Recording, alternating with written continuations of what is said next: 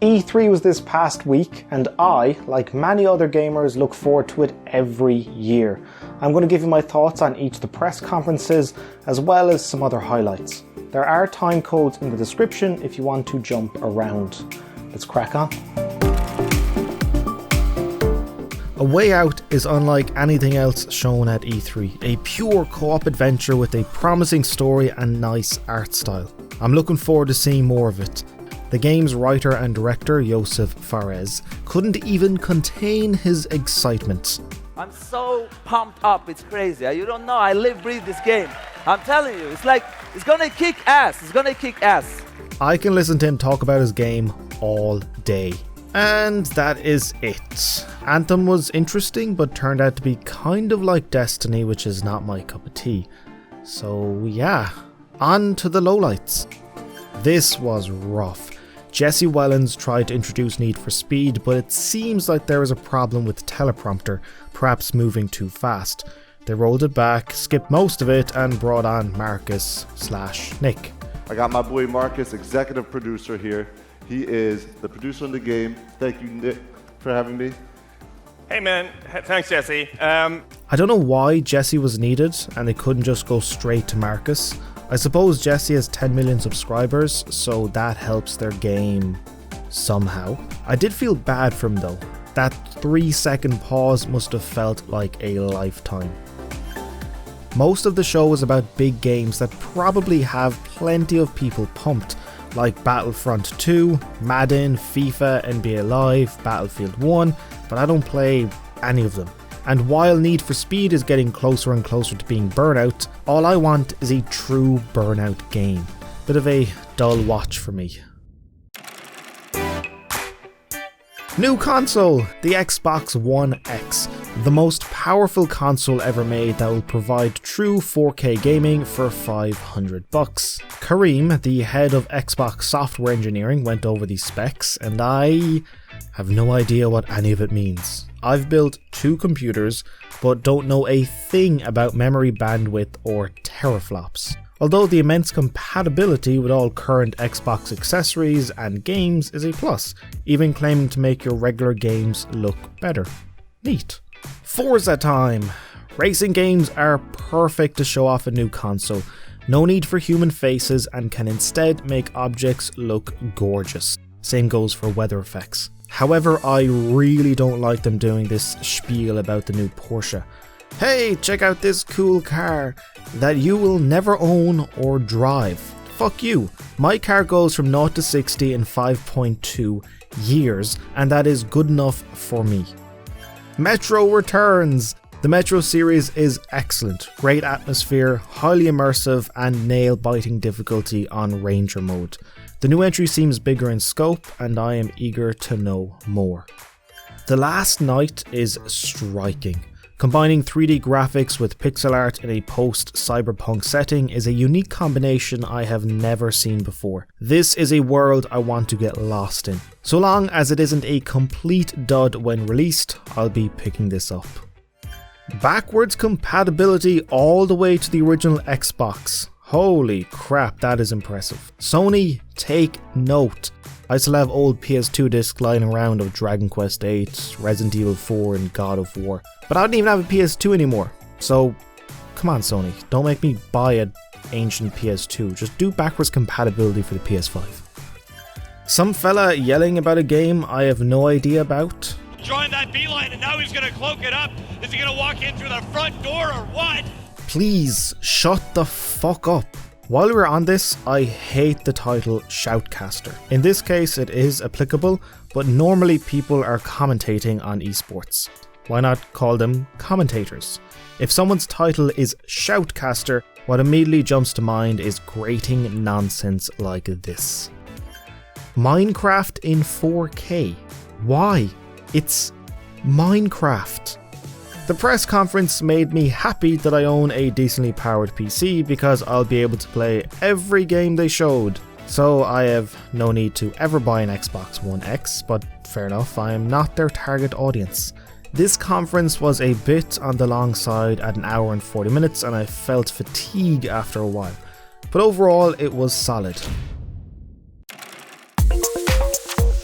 The first Wolfenstein is bonkers. Glad to see it is getting a sequel which looks even crazier. Why did they even get a stage? Pete Hines made 2 appearances, one at the start and one at the end. The rest of the conference was a video package. Also, are they doing paid mods? I'm sure that will go well. Skyrim came out 6 years ago. How am I still hearing announcements about it? This felt like a lot of filler. I don't think they needed a conference. They could have done a direct like Nintendo and saved a lot of money.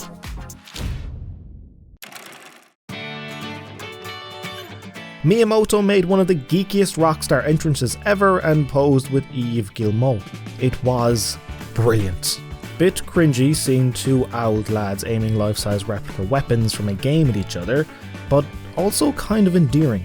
Their unabashed enthusiasm is infectious. The game they are so excited about is Mario plus Rabbids Kingdom Battle, which looks more like Mario XCOM with humour. I like it.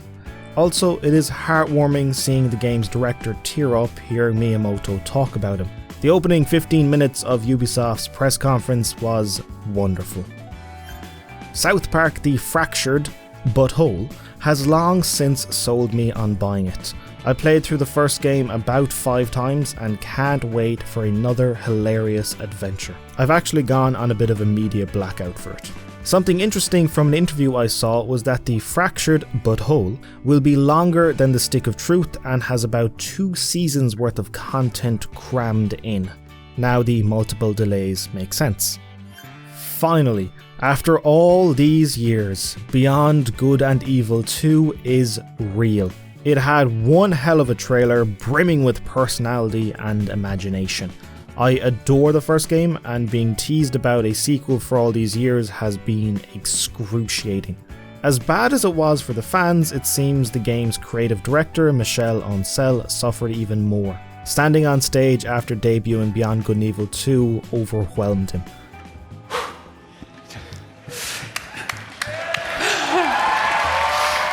I love seeing these genuine moments. I do have some concerns about the game though. For starters, it is a prequel.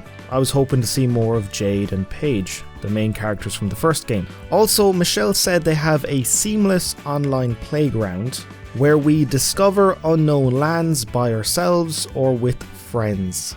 This sounds like an MMO. Not really into that. I'm going to reserve judgment until I see some gameplay. Hey, isn't our new Assassin's Creed game awesome? Don't mind the off-screen footage or the immense glare, I swear, it is good.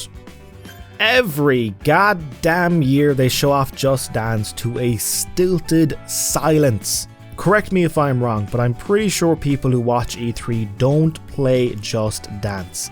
Also, they never even show the game, they just prance about for 3 agonizing minutes. I have trained myself to watch their conference on delay every year so I can skip the Just Dance segment. Pretty good show. They had a few surprises and allowed the developers to shine with a few touching moments. My pick for best conference. I like the structure of a developer quickly talking about their game and then showing it, instead of having an endless stream of trailers. Uncharted: The Lost Legacy is much bigger than I expected. According to the developers, it will be comparable in scope to the earlier games. I like the dynamic between Chloe and Nadine. One is a mischievous thief, and the other is a military leader. I'm on board with the Uncharted series continuing without Drake and instead focusing on adventures with other characters. I would pay good money for a young Sully game, to see him in all his swashbuckling glory. God of War is coming along nicely. I had some trepidation about the combat from the demo shown last year. It seemed a bit slow, but the fluidity and fast-paced action is still there like in earlier games. What I have seen so far is good enough to go on media blackout and wait until reviews before picking it up. I have high hopes for this. David Cage's games are a bit hit and miss for me. I really liked Heavy Rain but didn't care for Beyond Two Souls. From an interview with David Cage, I know there is no game over. If a main character dies, the story continues. much like Heavy Rain. Detroit Become Human has a lot of potential. Endless trailers, kind of exhausting.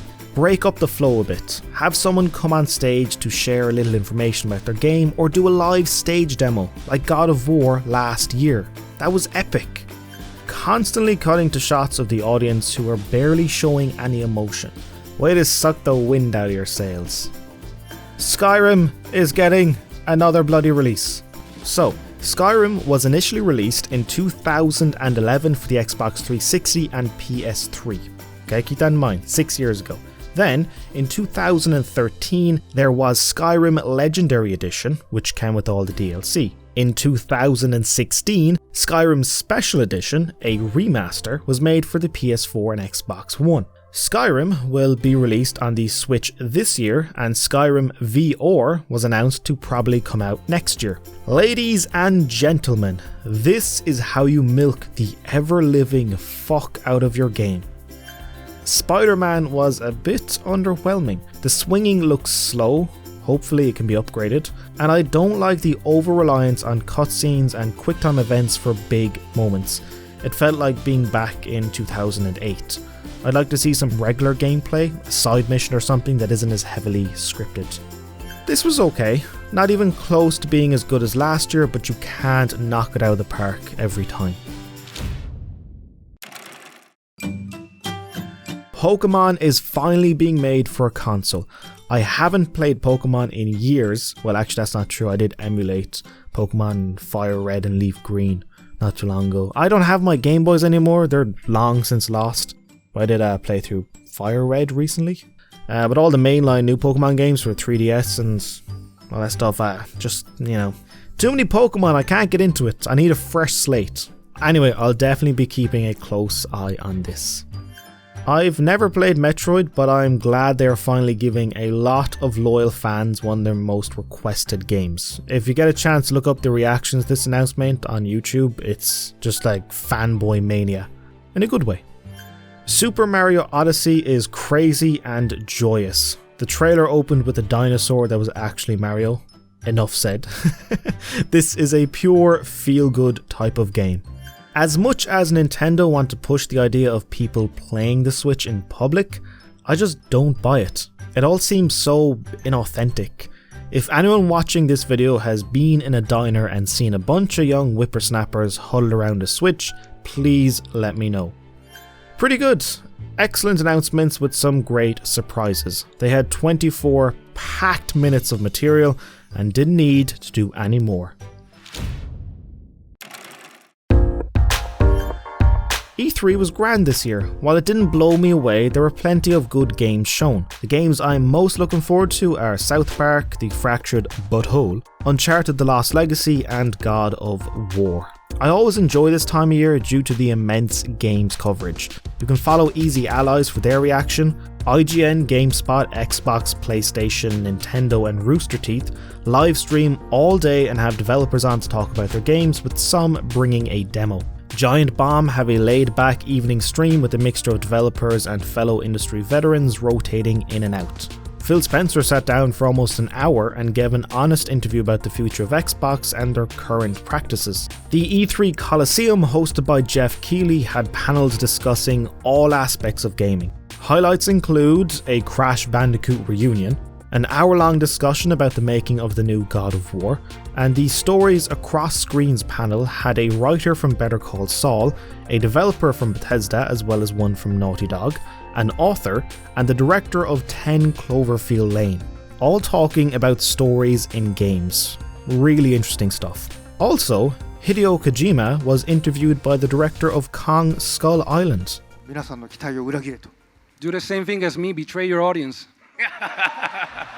It is not just the press conferences, but all the interesting stuff that happens around E3 that I look forward to each year. It has been a fun week, but unfortunately, E3 is over.